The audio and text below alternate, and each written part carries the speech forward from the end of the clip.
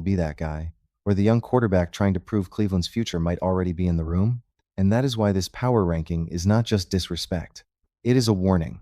Because until the Browns solve QB1, nobody outside Cleveland is going to take this team seriously. But real quick, if you're new here, this is Browns Breakout. Hit that subscribe button, drop a like, and help us keep building this dog pound community. It takes 2 seconds, and it helps more Browns fans find the channel. Alright, let's get into it. CBS has the Browns at number 30 inches, its latest post-draft power rankings. And the wild part is, this came after a draft where Cleveland actually addressed real needs. The Browns added offensive line help, added weapons, and tried to give this offense a real foundation. So yes, I understand why people outside Cleveland are skeptical.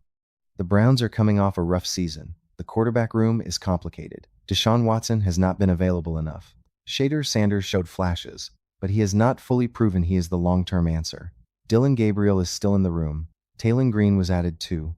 There are a lot of names, but still no clear final answer. So if you are a national analyst, it is easy to look at Cleveland and say, I do not trust it yet. But here is my problem. If you are going to punish Cleveland for uncertainty, fine. But do not act like this roster has no talent. Do not act like Andrew Berry did nothing. Do not act like the Browns just sat around and accepted being bad. Because that is not what happened. Cleveland went into the draft and added pieces with purpose. Spencer Fano gives this team offensive line help and protection. Casey Concepcion gives this offense another weapon with juice. Denzel Boston adds more receiving depth. Emmanuel McNeil-Warren brings defensive help and future upside. Those are not meaningless moves. Those are the kind of moves a team makes when it knows the foundation has to be repaired. And honestly, that is what Cleveland is doing. The Browns are trying to build the environment before they decide who gets to lead it. If Shadur Sanders is going to become the guy, he needs protection, he needs weapons, he needs structure. He needs the Browns to stop throwing quarterbacks into chaos and then acting shocked when things fall apart. Certainty, fine. But do not act like this roster has no talent. Do not act like Andrew Berry did nothing. Do not act like the Browns just sat around and accepted being bad. Because that is not what happened. Cleveland went into the draft and added pieces with purpose. Spencer Fano gives this team offensive line help and protection. Casey Concepcion gives this offense another weapon with juice. Denzel Boston adds more receiving depth. Emmanuel McNeil-Warren brings defensive help and future upside. Those are not meaningless moves. Those are the kind of moves a team makes when it knows the foundation has to be repaired. And honestly, that is what Cleveland is doing. The Browns are trying to build the environment before they decide who gets to lead it. If Shadur Sanders is going to become the guy, he needs protection, he needs weapons, he needs structure. He needs the Browns to stop throwing quarterbacks into chaos and then acting shocked when things fall apart. And if Deshaun Watson is going to get another shot, he needs the same thing. He needs a cleaner pocket, he needs rhythm, he needs a version of this offense that does not feel broken before the snap. That is why the draft matters. But the national media is basically saying, nice draft. Wake us up when you fix quarterback. And Browns fans, as annoying as that is, there is some truth in it. Because this entire season comes down to QB1. It does not matter how much you like the draft class. It does not matter how much better the offensive line looks on paper. It does not matter how much juice the young receivers bring.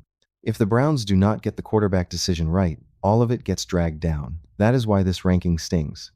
Because it is not just disrespect. It is the outside world saying, we do not believe in your quarterbacks.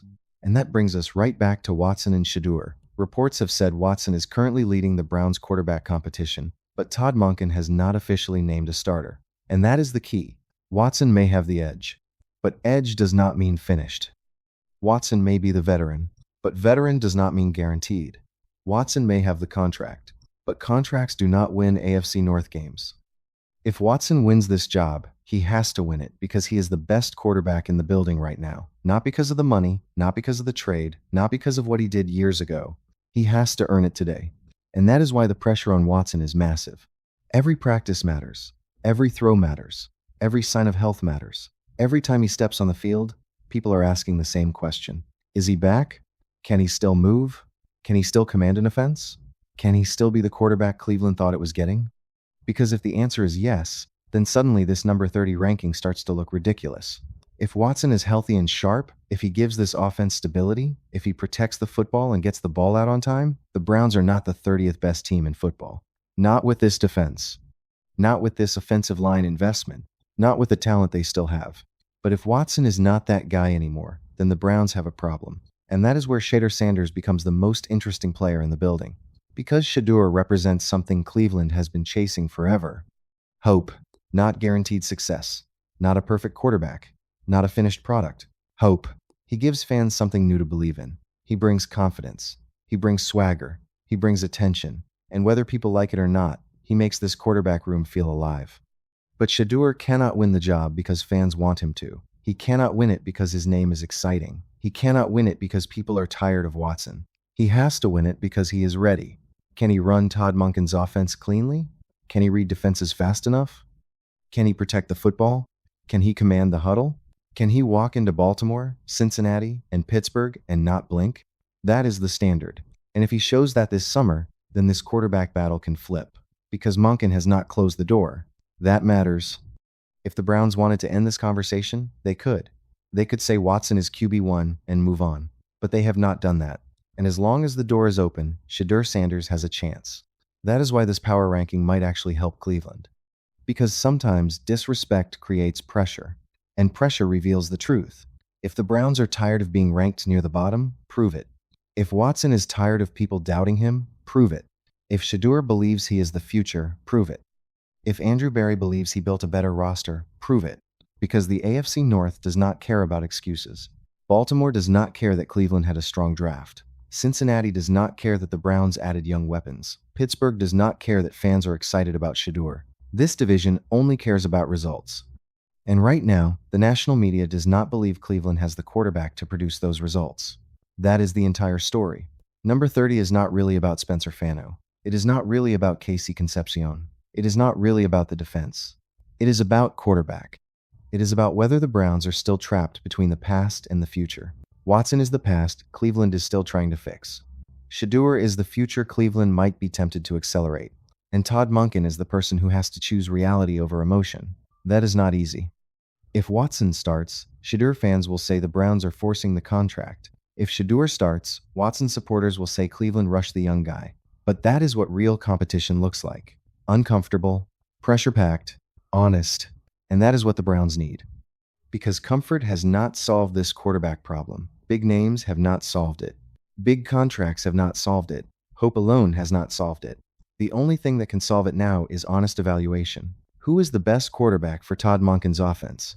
Who gives this team the best chance to win games right now? Who gives Cleveland the best chance to build something that actually lasts?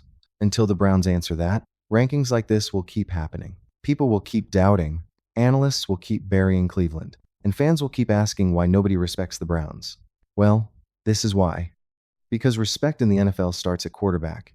You either have one, or people do not believe in you. That might not be fair, but it is real.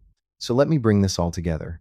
The Browns had a strong draft. They added real pieces. They tried to fix the offensive line. They gave the offense more juice. They added competition to the quarterback room. And yet CBS still has Cleveland sitting at number 30 because the biggest question on the roster is still unanswered. Deshaun Watson or Shador Sanders? Past or future? Experience or upside? Contract or belief?